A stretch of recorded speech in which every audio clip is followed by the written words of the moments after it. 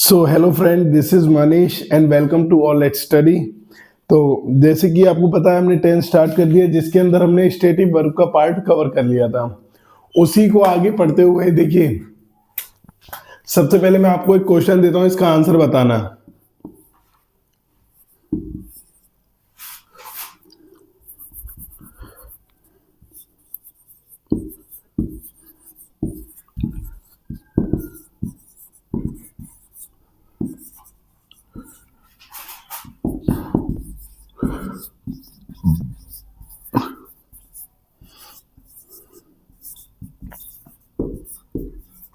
इसमें एरर बताइए कहां पे, 1 2 3 या 4? ये नो एरर है। एग्जाम में ये देखने के लिए मिलेगा आपको।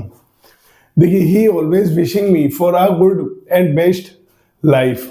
बताइए इसके अंदर एरर क्या दे रखा है। और आगे आज हमारी पढ़ते हैं हम, इतने आप इसका आंसर देखना।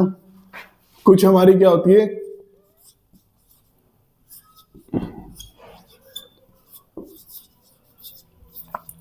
कुछ हमारी कंफ्यूजिंग वर्ब्स होती हैं। कंफ्यूजिंग वर्ब मतलब क्या होता है, जो प्रेजेंट इंडेफिनिट में भी आती है और प्रेजेंट कॉन्टिन्यूअस में भी आती है। अब देखिए भाई, दो जगह एक ही वर्ब आ रही है, इसका मतलब उसके अंदर कोई ना कोई चेंज होगा, जब तो वो दो जगह आ रही है ना। कोई ना कोई छोटा छोटा चेंज होगा, उन चेंजेस को ही देखते हैं और वो ही वर्ब आपके एग्जाम में मिलती है ना। सबसे पहले हम बात कर लेते हैं हैव की। हैव हमारा, देखिए सबसे पहले तो ये जानिए हैव क्या होता है। एक तो हमारा मेन वर्ब का काम करता है और दूसरा हमारा हैव क्या करता है, एक हेल्पिंग वर्ब का काम करता है ना। आगे इसको और बात एक ध्यान से समझेंगे। पहले हम शब्द देते हैं, जब भी हम बात करते हैं हैव की,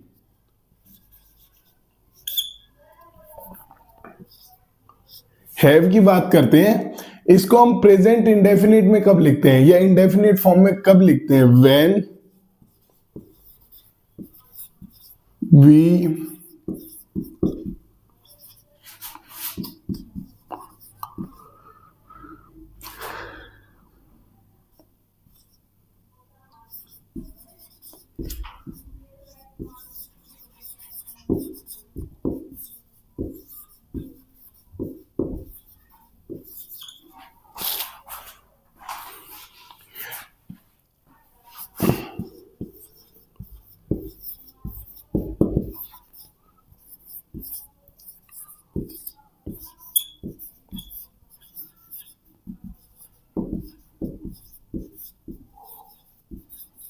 देखिए आपने क्या समझा है, when we use to talk.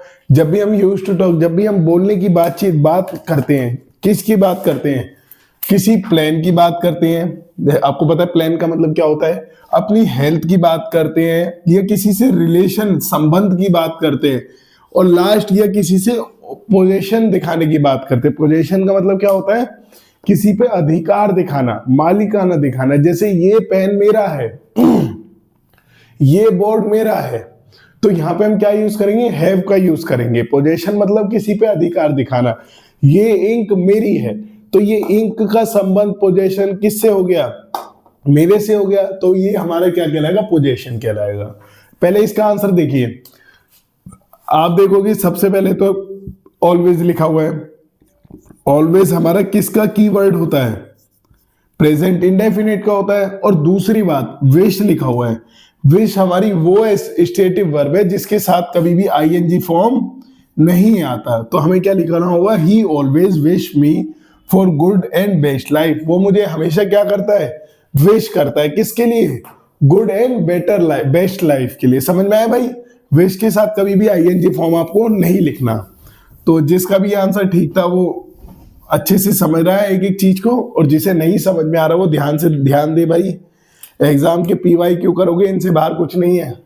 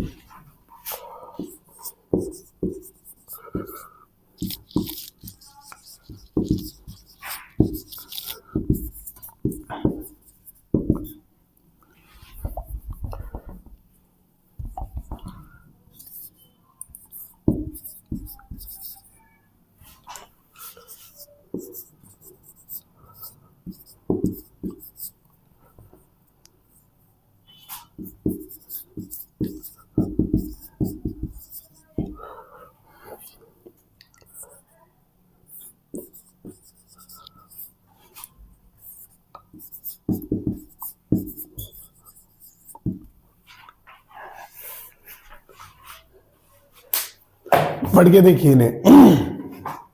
I have a meeting tonight with my boss. जब भी बात क्या कर रहा है वो, आई हैव मीटिंग, मेरी मीटिंग है टू नाइट, आज शाम, किसके साथ? बॉस के साथ। इसका मतलब कोई प्लान है, साफ साफ दिखाई दे रहा है ये प्लान है। तो जब भी हम बात करते हैं, किसकी? मीटिंग की, किसी प्लान की, तो वहां पे हमें क्या लिखना होगा? हैव एकदम प्रेजेंट इंडेफिनिट में लिखना होगा। हैव हमें किस में लिखना होगा? तो यहाँ पे हैव लिखा हुआ है। आई हैव माइल्ड फीवर या I am having mild fever, मुझे बुखार हो रहा है। अब देखिए मैं क्या बोलेंगे, अगर हिंदी करें तो इसकी क्या होगी?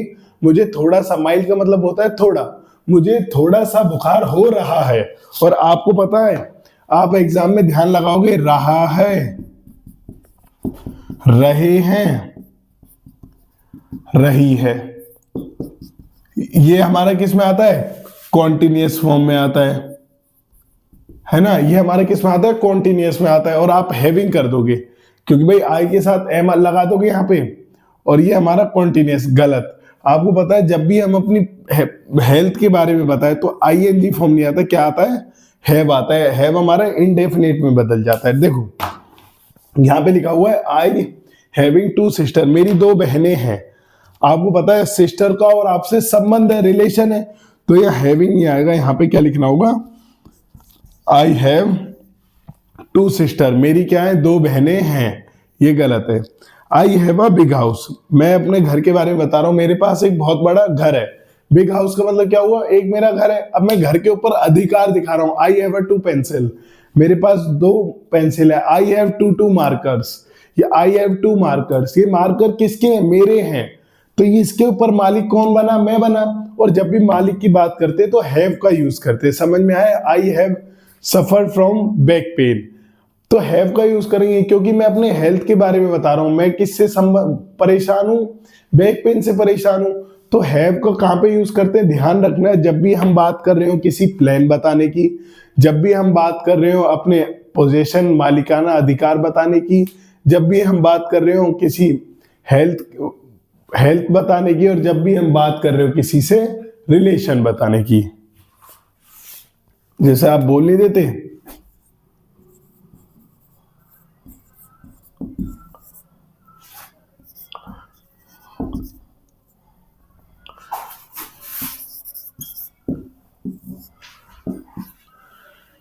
I have girlfriend, I have a girlfriend, बोल नहीं देते अक्सर आई हैव अ गर्लफ्रेंड, पर आप नहीं बोल पाते है ना, आपकी नहीं है। आई हैव अ गर्लफ्रेंड का मतलब क्या हुआ? मतलब अपना और गर्लफ्रेंड का, दोनों का रिलेशन बताने का काम कर दिया। तो हैव का हम क्या क्या लिखेंगे? आई हैव अ गर्लफ्रेंड, मेरी गर्लफ्रेंड है। पर गर्लफ्रेंड तो हकीकत जिंदगी में आपकी है ही नहीं। आप भी बड़े जूझ रहे हो नौकरी की दौड़ में, घरों की दौड़ में, परेशानी की दौड़ में, है ना। गर्लफ्रेंड का रखने का कहाँ टाइम है। आधे तो वो बच्चे हैं जो इंतकाम मूवी देख के यहाँ आए हैं, इंतकाम मूवी देख के यहाँ आए हैं, है ना। पर आधे वो बच्चे 12th फेल देख के यहाँ पे आए हैं। 12th फेल मतलब पढ़ने, प्यार करने का समय ही कहाँ है? समय तो पढ़ने का है। तो इसी पढ़ने के लिए देखो, वो तो चली जाएगी, मैं आपको यकीन से बता रहा हूं। आपका पैसा ही आप किसी चीज को खरीद सकता है। प्यार व्यार नाम की कोई चीज नहीं है इस दुनिया में। आप क्या समझ रहे हैं? 4 लाख कमाने वाला अपनी बीवी को प्यार नहीं करता होगा? क्या समझ रहे हैं? जो शादी के बाद इतनी दूर अरुणाचल प्रदेश और मेघालय जैसे शहरों में घूमने गया, उसके पास वो प्यार नहीं करा होगा उसने? बहुत प्यार करा होगा, पर मसला प्यार से नहीं है, मसला पैसे से। अगर उन पे पावर होती ना, तो आज वो नीले ड्रम में, काले ड्रम में, इनमें नहीं पैक हुए होते। तो भाई पैसा कमाने पे ध्यान दो, और पैसा नहीं, एक रिस्पेक्ट वाला पैसा। और रेस्पेक्ट वाला पैसा आपके पास सिर्फ और सिर्फ तब आएगा, या बहुत जल्दी तब आ सकता है, जब आप क्या कर रहे हैं? नौकरी की, किसी भी परीक्षा की, एग्जाम की तैयारी कर रहे हैं। आप बहुत कम ही दिनों में क्या देखेंगे? अगर आप लगातार पढ़ते रहेंगे ना, कंसिस्टेंसी, आप देखोगे इतनी जल्दी आपके पास कामयाबी आ जाएगी, बहुत जल्दी। जरूर एक हमने इडियम पढ़ा था, by hook and by crook, है ना, वो वाली कहानी कर दो, आपको पता भी नहीं लगेगा कब आपके पास नौकरी आ गई। लगातार 6 महीने 8 महीने पढ़ लो, बस ज्यादा नहीं पढ़ना। आप लगे पड़े हैं 1.5 साल से। अब हैव का यूज करते हैं इन कॉन्टिन्यूअस। जब भी हम बात करते हैं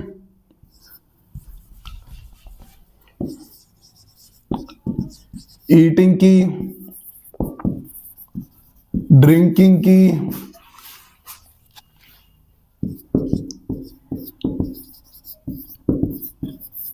या एंजॉइंग की, ईटिंग की, ड्रिंकिंग की, एंजॉइंग की।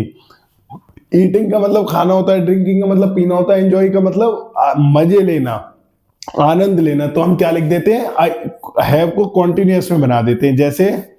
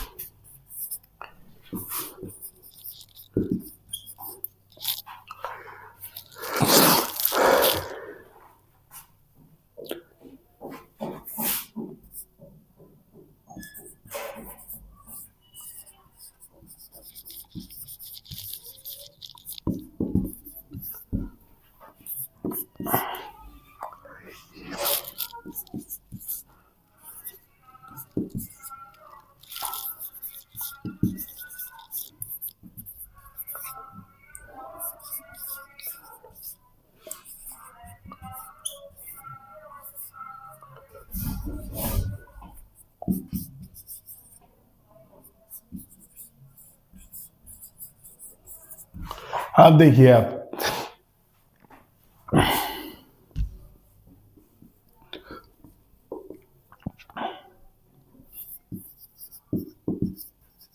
इसके अंदर एरर बताइए क्या हुआ, इसके अंदर मुझे एरर बताइए क्या हुआ। देखिए अब यहां पे हमें देखो, यहां पे लिखा होगा, सॉरी ये 4 क्वेश्चन है आपके, इसके अंदर मुझे एरर बताइए। जब भी हम बात कर रहे हैं खाने की, पीने की या घूमने की, एंजॉय करने की, सॉरी, तो एंजॉय, खाना और पीने में क्या आएगा, आईएनजी फॉर्म आएगा। देखिए आई एम हैविंग या have a piece of cake, मतलब मैं पीस ऑफ केक क्या करूंगा, खा रहा हूं। एक जो केक का पीस है वो मैं क्या कर रहा हूं, खा रहा हूं। जब भी बात किसकी हो रही है, ईट की बात हो रही है, ईट मतलब खाने की हो रही है, तो हमें क्या लिखना होगा, हैविंग लिखना होगा, ना कि हैव लिखना होगा। I am having a cup of T, मैं एक चाय का गिलास पी रहा हूं। आई am having a cup of coffee, मैं कॉफी का गिलास पी रहा हूं। कप ऑफ कॉफी क्या होता है, ये हमारे नाउन के अंदर हम आगे जाके बनेंगे, कॉन्ट्रैक्शन फॉर्म होती है ना, किसी अन जो हमारा होता है अनकाउंटेबल नाउन, उसे एक काउंटेबल फॉर्म में लिखने के लिए हम क्या लिख देते हैं आगे, अ कप ऑफ टी, या और ये ग्लास ऑफ वाटर, ऐसा करके हम कुछ लिख देते हैं। तो इसलिए हमने यहाँ पे क्या लिख रखा है, अ कप ऑफ टी, मतलब मैं एक गिलास, चाय का गिलास पी रहा हूँ। बात किसकी हो रही है यहाँ पे, ड्रिंक की हो रही है। ड्रिंक मतलब क्या होता है, पीना। भाई एक चाय का कॉफी का गिलास में क्या कर रहा हूँ, पी रहा हूँ, तो आई एन जी आएगा। आई हैविंग या I have lunch on time, मैं लंच समय पे करता हूँ। अब लंच करता हूँ मतलब क्या हो गया, लंच को बनाओगे, लंच का भाई क्या करोगे, आप खाओगे ही तो सही। और जब भी बात खाने की हो तो हैविंग आएगा, हैव नहीं आएगा। She is enjoying here for 2 days, वो यहाँ पे 2 दिन से क्या कर रही है, एंजॉय कर रही है। और जब भी बात एंजॉय की आ जाए तो वहां पे भी हैव नहीं आएगा, हैविंग आएगा।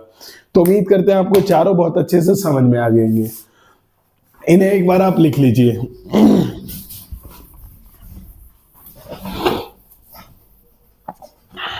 है ना। आगे हम देखते हैं स्मेल के बारे में। दूसरा हमारा जो कंफ्यूजिंग वर्ब है, स्मेल।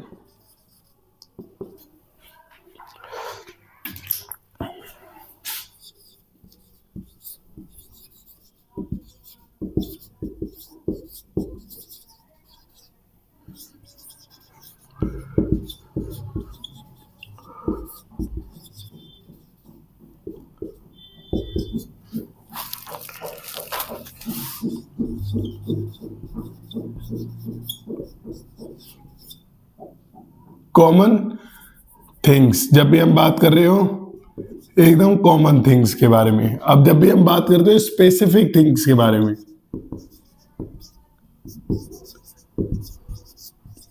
या हमें कोई स्पेसिफिक सेंस के बारे में बता रखा हो, है ना। जब भी हमें क्या बता रखा हो, स्पेसिफिक सेंस के बारे में बता रखा हो, तो हम क्या लिखते हैं, स्मेल का यूज करते हैं, है ना।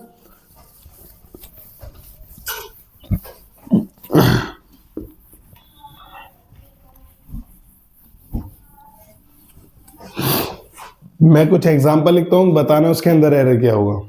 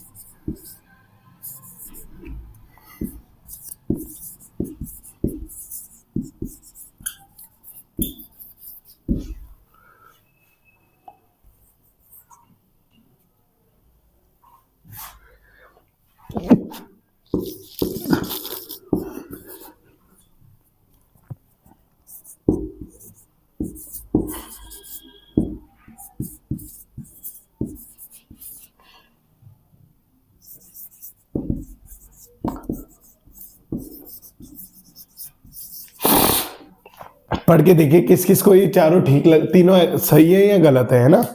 बता के दे इनमें कौन सा सही है कौन सा गलत है, बताइए मुझे।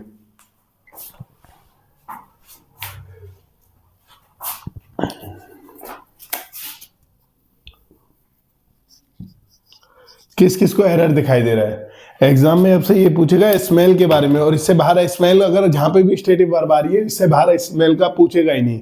ध्यान से समझो। This flowers smell sweet. देखिए जब भी हम बात कर रहे हैं स्मेल, स्मेल मतलब क्या होता है, किसी की खुशबू आना। जब हम बात करते हैं कॉमन सेंस की, ये देखिए सबसे पहले आपको पता है फ्लावर में से क्या आती है, खुशबू ही आती है। भाई फ्लावर में से हमें, फूलों में से क्या आती है, खुशबू आती है। एक कॉमन सेंस हो गया। और जब भी हम एक कॉमन सेंस की बात कर रहे हो तो प्रेजेंट इंडेफिनिट में यूज करना होगा। अब प्रेजेंट इंडेफिनिट के अकॉर्डिंग ये हमारा सही हुआ या गलत हुआ, आपको ये देखना है। This dish smell better than all. जो ये हमारी डिश है ना, ये सबसे अच्छी स्मेल कर रही है, इसकी सबसे अच्छी खुशबू है। बेटर देन मतलब जितनी भी उसके अंदर और डिशें रखी हैं उसके, उससे भी सबसे ज्यादा उनमें से अच्छी खुशबू इसकी है।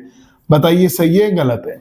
सबसे पहले लास्ट से हम स्टार्ट करते हैं। Look at the boy, he smiling the flower. Smelling, smelling मतलब होता है, देखिए स्मेल और स्मेलिंग का अंतर, डिफरेंस क्या होता है। स्मेल का मतलब होता है, जैसे आपने देखा होगा आप रोड पे चलते हैं, हम कभी कभी समोसे की खुशबू नहीं आती है ना, हम ऐसे बोल देते हैं यार मतलब समोसे बन रहे हैं कहीं पे भी, या हम मार्केट में जाते हैं किसी बहुत अच्छी चीजों की खुशबू आ जाती है, अट्रैक्ट करते हैं एकदम से, तो वो खुशबू हम दूर से देखते हैं। अब जब भी हम दूर से कोई भी चीज भी देखते हैं तो उसके लिए हम इंडेफिनिट का यूज करेंगे, है ना, इंडेफिनिट।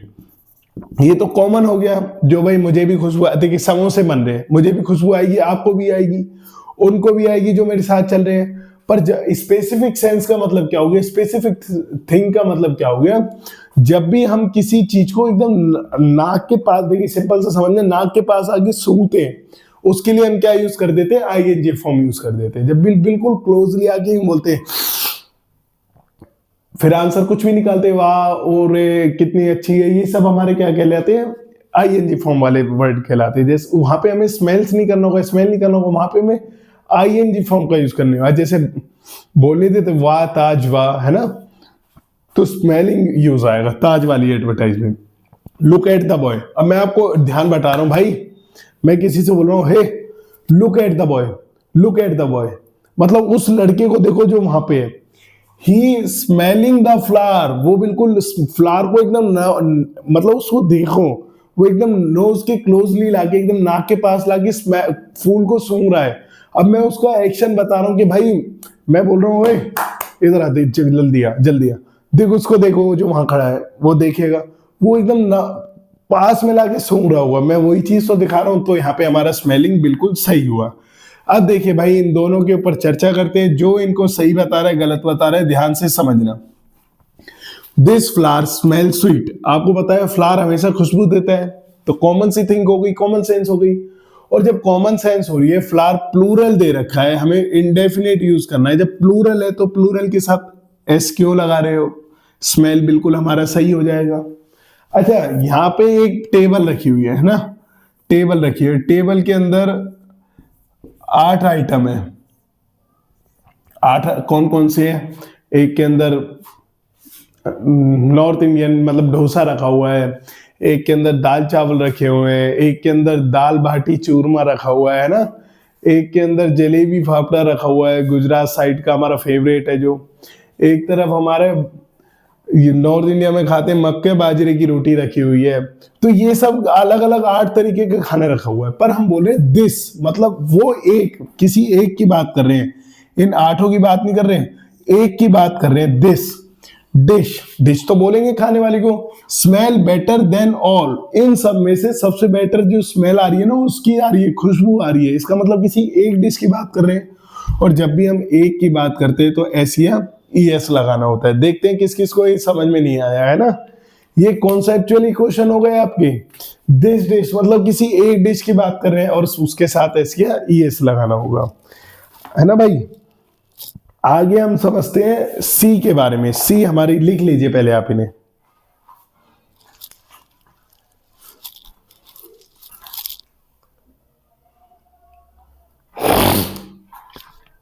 आगे हम समझते हैं थर्ड जो हमारी है,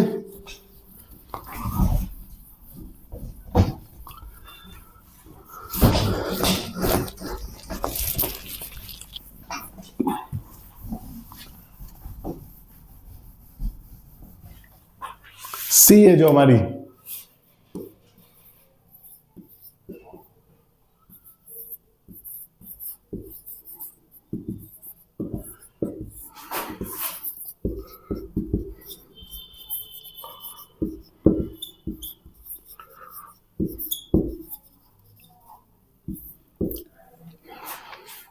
सी मतलब क्या होता है पहले तो आप मुझे ये बताइए, सी का मतलब क्या होता है। सी का मतलब क्या होता है आपको पता है? अरे वो सी मत समझना आप, है ना। सी का मतलब सी ए वाला मत समझने लगना, कहीं आप बोलने लगे हो CAT कैट, है ना, ये सी मत समझना। और यहां से मेरा कहना कैट से नहीं था, मुझे पता है सी से आप क्या समझोगे, है ना। सी से आप मुझे पता है क्या ही समझोगे। आधे खिलाड़ी तो वो है, वो सी से कुछ और ही समझ जाएंगे। भाई आप प्लीज पढ़ लो, ध्यान दो पढ़ने पे। सी का मतलब क्या होता है? ये सिर्फ आपके एंटरटेनमेंट के लिए होता है ना, ख्यालों में मत पहुंच जाना, अभी कुछ नहीं होगा आपके लिए। सी देखो, जब भी हम बात करते हैं इनडेफिनेट में, इसका मतलब क्या होता है? कॉमन सेंस की बात कर रहे हो। जब भी हम बात करते हैं सीइंग, इसका मतलब क्या होता है? जब भी हम बात किसकी कर रहे हो? कॉन्टिन्यूअस फॉर्म की, मतलब फॉर प्लानिंग। जब भी हम क्या दिखा रहे हो? किसी की प्लानिंग के बारे में दिखा रहे हो। जब भी हम क्या दिखा रहे हो? किसी की प्लानिंग के बारे में दिखा रहे हो, तो हम क्या यूज करते हैं? सी यूज करते हैं। देखिए ज्यादा डिफरेंस इसमें है नहीं वैसे।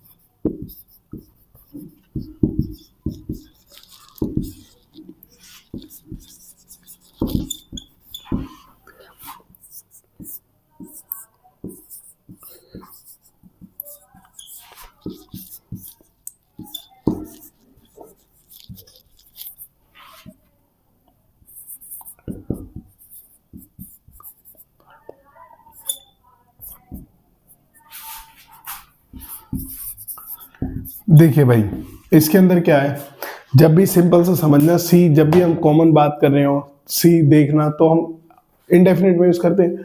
पर जब भी किसी के पीछे कोई मीटिंग के बारे में दिखा रखा हो, कोई प्लानिंग के बारे में दिखा रखा हो, तो हम वहां पे आईएनजी लगाते। जैसे ही शी ये seeing his advocate in this evening, या he see his advocate on 15 July,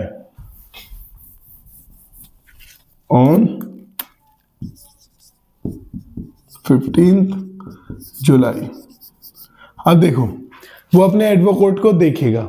अब देखने के पीछे कोई ना कोई राज दिखाई देगा, है ना, कोई प्लानिंग दिखाई देगी। तो हमें यहाँ पे क्या लिखना होगा, सीइंग लिखना होगा, ना कि सी।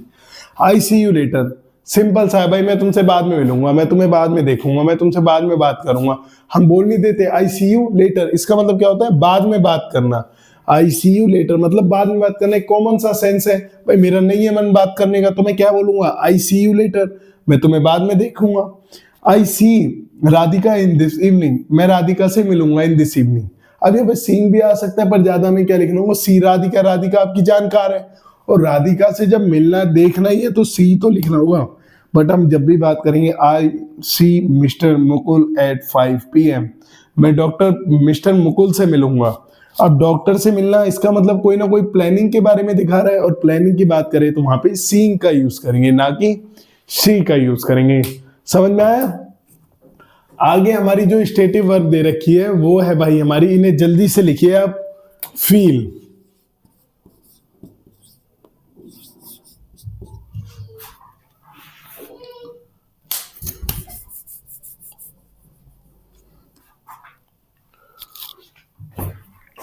फील का मतलब क्या होता है, जब भी हम बात करते हैं महसूस करना, फील का मतलब क्या होता है भाई, महसूस करना।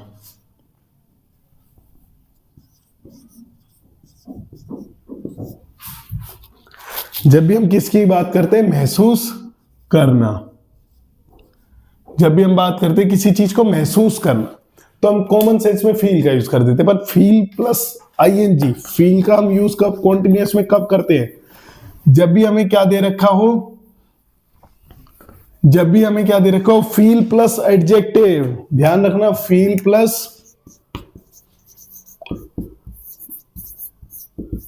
एडजेक्टिव, फील प्लस एडजेक्टिव का मतलब क्या हुआ, फील का मतलब महसूस। अब एडजेक्टिव का मतलब बताओ भाई आप, मैं आपको एक वर्क दे रहा हूं अभी के अभी, विद इन अ सेकंड आप मुझे एडजेक्टिव का मतलब बताओ, जब तक क्लास पढ़ेंगे नहीं हम। एडजेक्टिव का मतलब बताइए, पहले दिन की क्लास में हमने एडजेक्टिव का मतलब बताया था आपको, और जब से जिसने रिवाइज नहीं किया ना, वो समझना कौन है। एडजेक्टिव का मतलब बताइए, एडजेक्टिव का मतलब जल्दी बताओ। देखो एडजेक्टिव का मतलब क्या होता है, किसी की विशेषता बताना, है ना। जिसने बताया विशेषता बताना, उनके लिए बेस्ट ऑफ लक है, और जो नहीं बता पा रहे भाई पढ़ लो, है ना, पढ़ोगे नहीं तो कैसे काम चलेगा। Bad, happy, sad, nervous, cold, hot,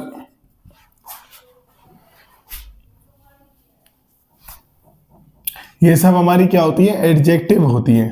अच्छा, फील के बाद कभी भी इन वर्ड का यूज कर रखा हो, और शो,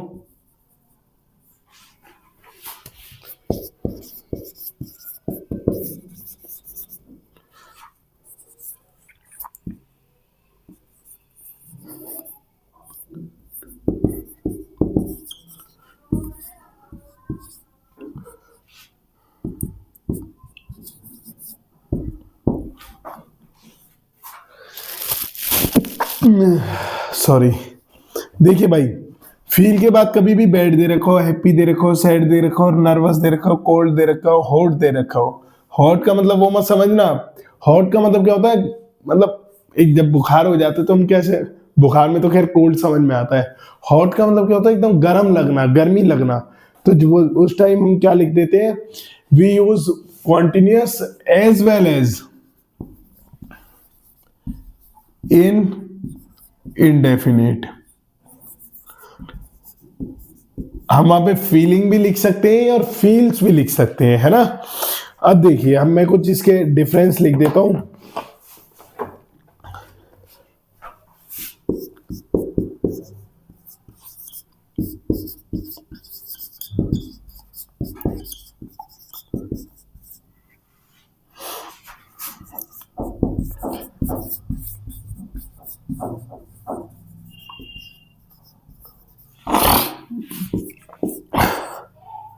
Now I feel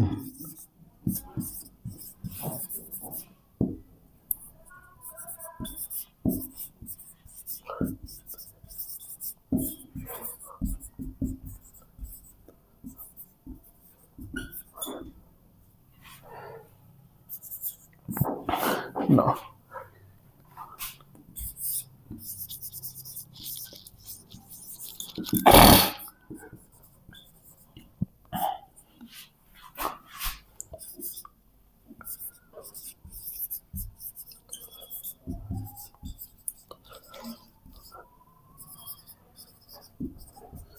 देखिए, ये है हमारा कॉन्सेप्ट फील का, है ना। फील को ध्यान से समझना आप, है ना। मैं दोबारा एक बार क्विक रिवीजन करवा देता हूँ और उसके बाद हम इसके आंसर लगाएंगे।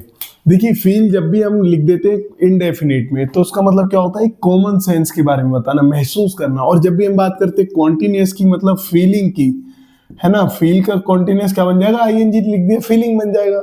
तो इसका मतलब क्या होता है, जब भी फील के साथ कोई हम या तो एडजेक्टिव दे रखा हो हमें, एडजेक्टिव का मतलब क्या हो गया, विशेषता।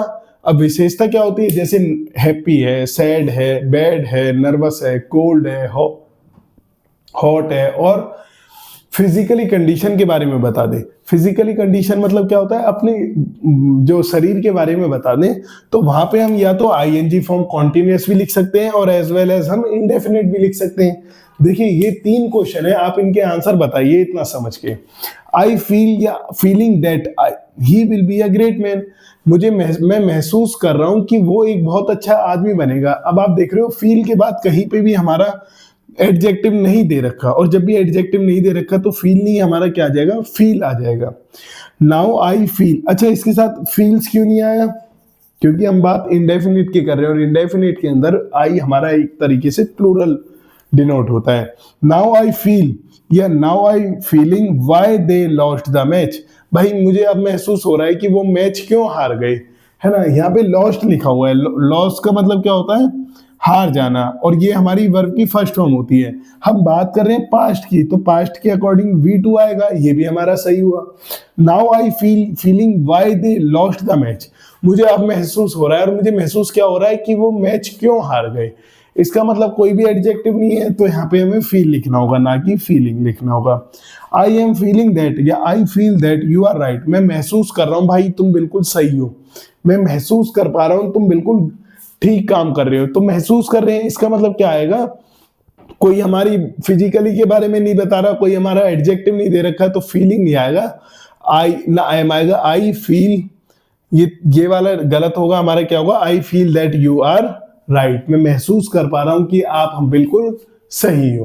तो इसी तरह आप देखिए, एक एक चीज को पढ़ते जाइए, यही चीज आपको एग्जाम में देखने के लिए मिलेगी। वैसे तो जो अभी नहीं पढ़ा उनको ये तीनों बिल्कुल सही लगेंगे, पर आप कॉन्सेप्चुअली जब तक आपके कॉन्सेप्ट इंप्रूव नहीं होंगे ना, बिल्कुल कमांड नहीं बन पाएगी, तब तक आप एग्जाम को टैकल ही नहीं कर पाएंगे। एग्जाम में यही पूछ रहा है आपसे, लिखिए इन्हें।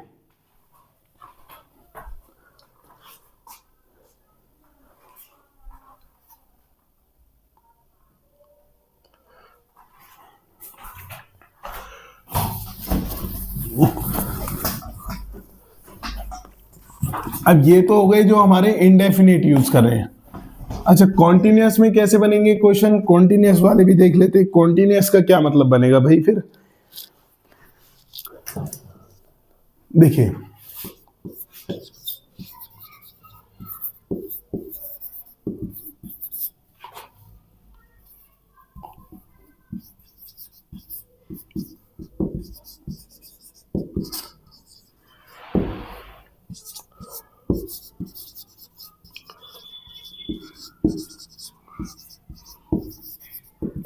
दो सेंटेंस में लिखे हुए हैं। देखिए, I am feeling cold right now, how are you feeling,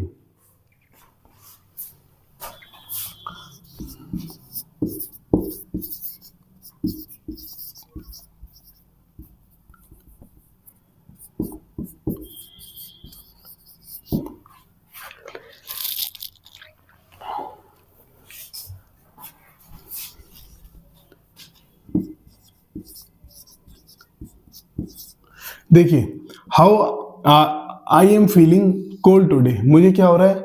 अब देखिए, cold cold right now, cold मतलब क्या हो गया, एक एडजेक्टिव हो गया। एडजेक्टिव किसकी विशेषता बताता है, नाउन की बताता है। अब नाउन कौन हो गया यहाँ पे, मैं, मतलब प्रोनाउन हो गया मैं। देखिए, एडजेक्टिव नाउन और प्रोनाउन की दोनों की विशेषता बताता है। यहाँ पे हमें प्रोनाउन दे रखा है आई। अब आई कैसा फील कर रहा है, कोल्ड, मतलब उसे ठंड लग रही है, तो यहाँ पे आईएनजी फॉर्म हमने लिख दी। How are you feeling today, हम यहाँ पे लिख देंगे how are you feeling today, तुम कैसा महसूस कर पा रहे हो। अब हम फिजिकली बॉडी के बारे में बात करें तो यहाँ पे फीलिंग आ गया। अब इसका क्या रिप्लाई हो सकता है, देखिए, I am feeling relax today.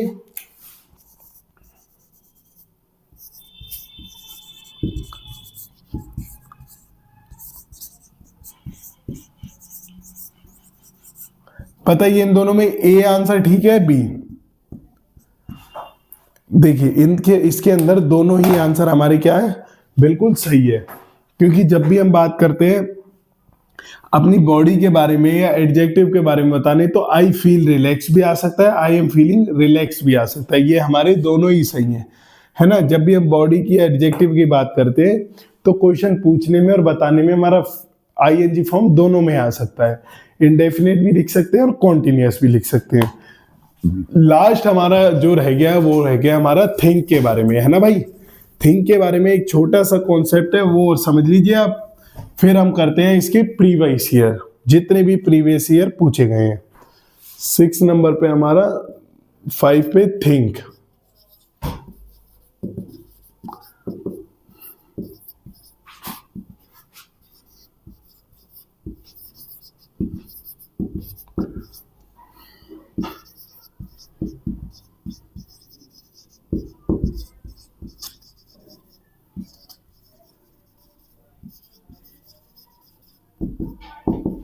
देखिए, जब भी हम बात करते हैं थिंक का मतलब क्या होता है, थिंक का मतलब क्या होता है, मुझे आप बताइए।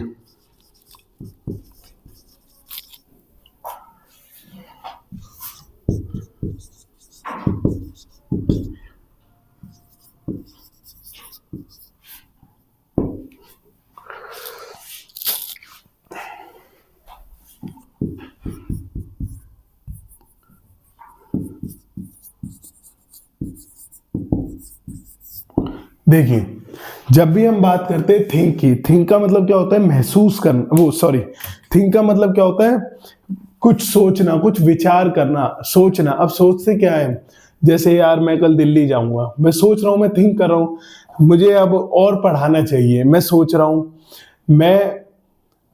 मैं कल से सुबह लाइव आया करूंगा, इसके बारे में मैं क्या कर रहा हूं, सोच रहा हूं। इसका मतलब क्या हो रहा है, मैं अपना आंसर नहीं दे पा रहा। जो मेरा आंसर है ना, आंसर है, मैं अपना आंसर क्लियर नहीं कर पा रहा। मैं बोल रहा हूं मैं कल दिल्ली जाऊंगा, इसका मतलब आंसर क्लियर है कि मैं कल दिल्ली जाऊंगा ही जाऊंगा। मैं सोच रहा हूं कल मैं दिल्ली चला जाऊं, इसका मतलब क्या हुआ, मैं बता ही नहीं रहा। एक तो मैं सोच भी रहा हूं कि मैं दिल्ली जाऊं, इसका मतलब मैं घर पे भी नहीं रहूंगा। एक मैं ये कह ही नहीं रहा मैं जाऊंगा, इसका मतलब मैं दिल्ली जाऊंगा भी नहीं। समझ रहे हो मेरी बात। जैसे मैं बोलता हूं यार मुझे ना वो जैसे मुझे ना सुबह सुबह जल्दी उठना चाहिए, इसका मतलब मैं ये बात तभी बोल रहा हूं ना जब मैं सुबह नहीं उठ पा रहा। और मैं एक बात बोल रहा हूं, मुझे ना सुबह जल्दी उठना चाहिए, इसका मतलब मैं जल्दी उठता हूं, नहीं उठता, जब भी तो मैं ये बात कह रहा हूं। इसका मतलब मैं, मेरा आंसर या तो ना ही काम हो रहा ना ही वो हो पा रहा। उसी का मतलब क्या होता है, थिंक, मतलब सोचना होता है ना। ये बात आपको समझ में आ गई होगी। जब भी हमारा आंसर बिल्कुल क्वालिफाई होता है, 100% होता है, तो हम क्या लगाते हैं, इंडेफिनिट लगाते हैं। जब भी आंसर हमारा क्या होता है, नॉट होता है, जब भी आंसर हमारा नॉट मेंशन होता है, मतलब क्लियर नहीं होता, हो भी सकता है नहीं भी हो सकता, तो कॉन्टिन्यूअस लगाते हैं। देखिए, मैं यहां लिखता हूं, I think Rahul will go there today. I think you are right, या आई एम थिंकिंग,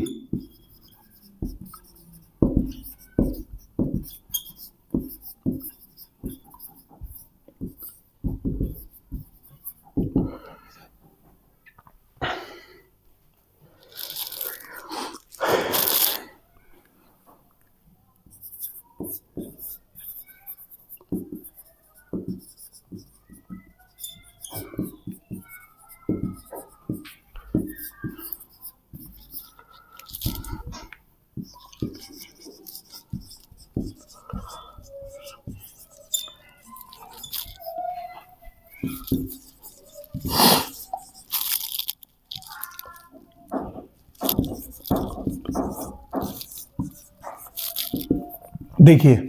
दोबारा से एक बार इस कॉन्सेप्ट को पढ़ते हैं, दोबारा से इस कॉन्सेप्ट को रिवाइज करते हैं। हमारी वर्ब क्या दे रखी है? थिंक। थिंक एक हमारी कंफ्यूजिंग वर्ब है। कंफ्यूजिंग वर्ब क्यों हुई? क्योंकि इंडेफिनेट और कॉन्टिन्यूअस दोनों में यूज होती है। बात कर लेते हैं हम इंडेफिनेट की। जब भी हम बात करते हैं कॉमन टू ऑल, जो एकदम कॉमन दे रखा हो, बिल्कुल सिंपल सा हम बात कर रहे हो, सिंपल सा किसी के ऊपर विचार कर रहे हो। कॉन्टिन्यूअस में जब क्या क्या करते हैं? जब कोई स्पेसिफिक किसी का विचार कर रहे हैं या हम किसी प्लानिंग के बारे में बात कर रहे होते हैं, तो हम क्या यूज करते हैं? थिंकिंग का यूज करते हैं। अब देखिए, जिसमें आंसर क्लियर होता है वो तो हमारी कॉमन बात होती है। जिसमें आंसर छुपा हुआ होता है या बात नहीं हो पाती, वो क्या होता है? हमारा कॉन्टिन्यूअस फॉर्म। जैसे कि करके देखिए, आई थिंक राहुल विल गो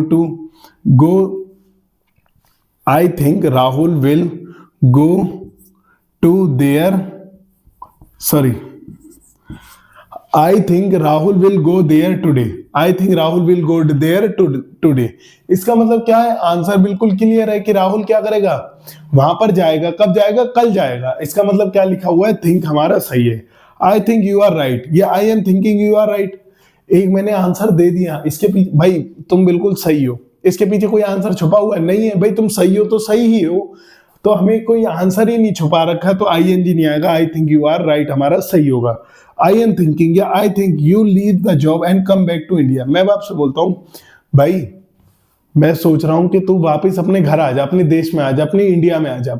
इसका मतलब वो इंडिया में नहीं है, इंडिया में वो आएगा। और ये एक मेरी फाइनली स्टेटमेंट भी नहीं है ना, ये स्टेटमेंट है। अभी वो सोचेगा, फिर विचार करेगा, एक प्लानिंग बनाएगा कि मैं जॉब छोड़ूं नहीं छोड़ूं। और जब भी ऐसी कंडीशन बन जाती है तो हमें क्या लिखना होता है? आई एम थिंकिंग का यूज करेंगे, ना कि थिंक का यूज करेंगे। थिंक का यूज करें आंसर देने में, कॉमन टू ऑल। देखिए भाई, ये तो हो गए हमारे कॉन्सेप्ट। अब आती है बात सबसे मेन टॉपिक की, वो है हमारे प्रीवियस ईयर, है ना। जैसा कि मैंने आपसे बोला था लास्ट क्लास में, मैं आपसे रिवाइज करके आना अब तक जितना भी पढ़ा है, क्योंकि हम क्या करेंगे? PYQs, previous year based on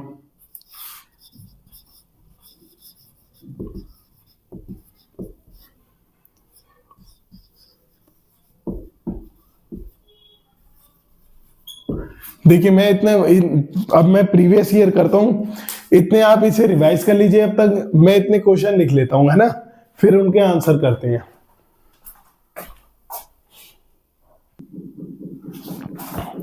ये हो गए भाई हमारे प्रीवियस ईयर, जो बिल्कुल एग्जाम पे इसी पे बेस्ड होने है ना। अब देखते हैं आपने अब तक कितना रिवाइज करा है और कितने आपके कॉन्सेप्ट्स स्ट्रांग हुए हैं। सबसे पहले वाला क्वेश्चन दे रखा है, इस तरीके से वो पूछ रखा था क्वेश्चन,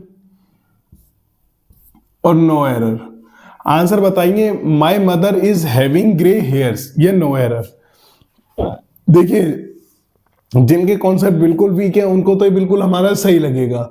मेरी मम्मी के सफेद बाल हैं, इसका मतलब कॉन्टिन्यूअस में गलत हुआ। हैविंग का आपको पता है, जब लगाते हैं हम हैविंग, तब हमारी क्या बात कर रखी हो? ड्रिंकिंग, उसके बाद ईटिंग, या बात किसकी कर रहे हो हम?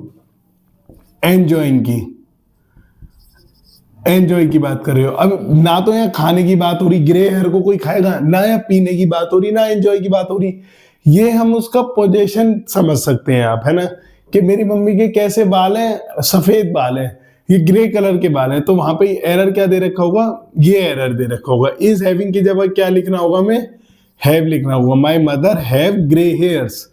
ये आपसे क्वेश्चन पूछा गया था स्टेनो 2017 में, और तारीख थी 14 सितंबर, इवनिंग वाली शिफ्ट में पूछा गया था। देखिए पूरा क्वेश्चन पढ़ो। Ramesh smiled when he was remembering his hard early years and long road to success.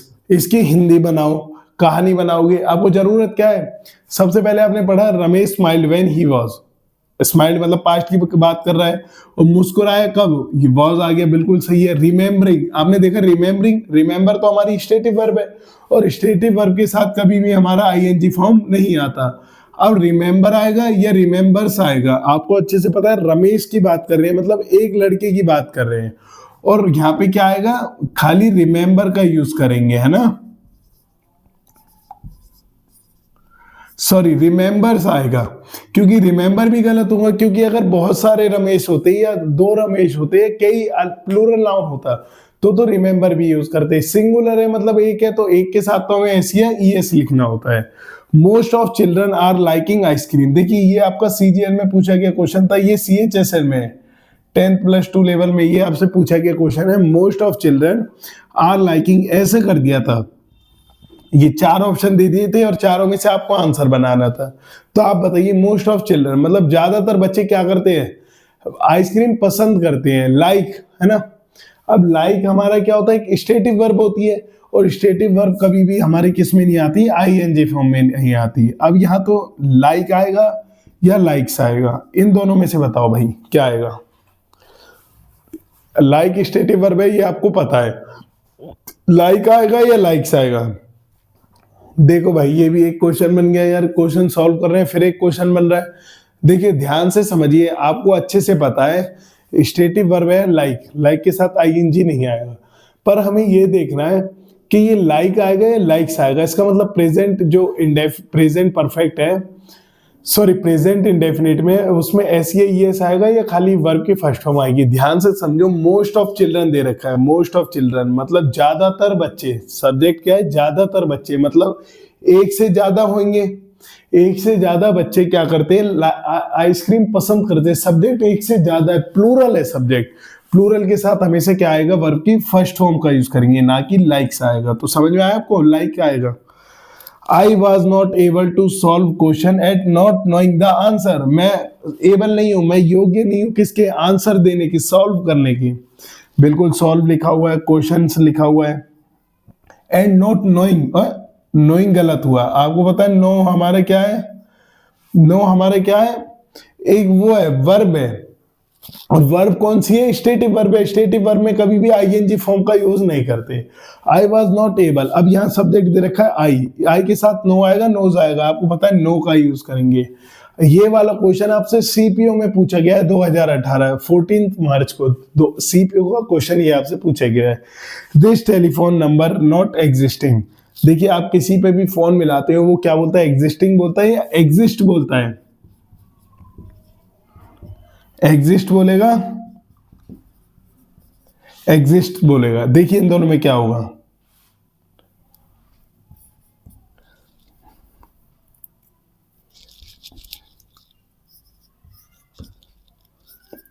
हमारा आंसर क्या होगा, एग्जिस्ट होगा, क्योंकि दिस टेलीफोन नंबर, जिस नंबर से आप बात करना चाह रहे हैं वह नंबर व्यस्त है, या वो एग्जिस्ट नहीं कर पा रहा, वो मिल नहीं पा रहा, वो काम में नहीं है, वो योग्य में नहीं है। इसका मतलब नंबर कौन सा है, एक है।